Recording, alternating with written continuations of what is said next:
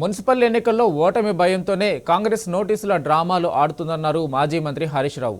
రేవంత్ రెడ్డి బావమర్ది బొగ్గు కుంభకోణాన్ని బయటపెట్టినందుకు మొన్న నాకు నోటీసులు ఇచ్చింది. ఇవాళ కేటీఆర్కు సిట్టు నోటీసులు ఇచ్చిందన్నారు. బీఆర్ఎస్ ప్రశ్నిస్తుండటంతో రేవంత్ రెడ్డికి నిద్ర పట్టట్లేదన్నారు. రేవంత్ రెడ్డి ఎన్ని నోటీసులు పంపినా భయపడేది లేదన్నారు. తామెప్పుడు ప్రజల పక్షమేనని 6 గ్యారెంటీలపై రేవంత్ సర్కార్ను నిలదీస్తూనే ఉంటామని హెచ్చరించారు హరీష్ రావు. ప్రజలు నిలదీస్తున్నారని డైవర్షన్ టాక్టిక్స్.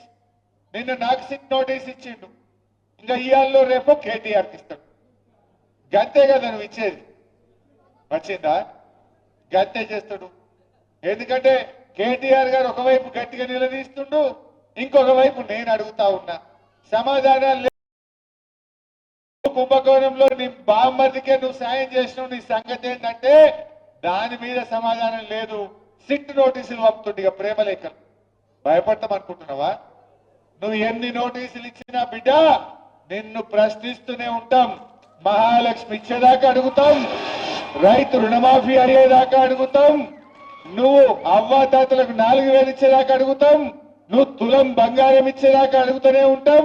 పిల్లలకు ఎస్సీ ఎస్టీ బీసీలకు ఫీజు రియంబర్స్మెంట్ డబ్బులు ఇచ్చేదాకా రేవంత్ రెడ్డి వెంట పడుతూనే ఉంటాం.